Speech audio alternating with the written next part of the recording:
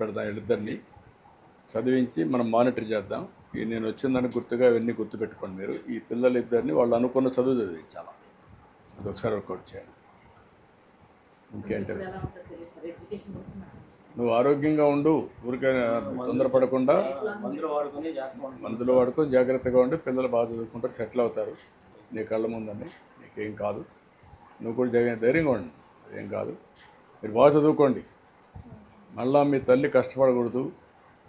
మీ నాన్న కిడ్నీ ఇచ్చింది, అవన్నీ వృధాగా పోకూడదు. మీరు బాగా చదువుకొని పైకి వచ్చి వాళ్ళని కూడా చల్లగా చూసుకోవాలి. చేస్తారా? నువ్వేం భయపడతాయి మరి ఏం కాదమ్మా, మేము ఉంటాం కదా.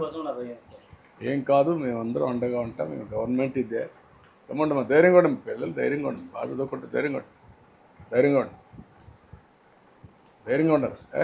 బాధపడకూడదు, అన్నీ బాగుంటాయి. నేనున్నా కదా. ఓకే, ధైర్యంగా ఉండి.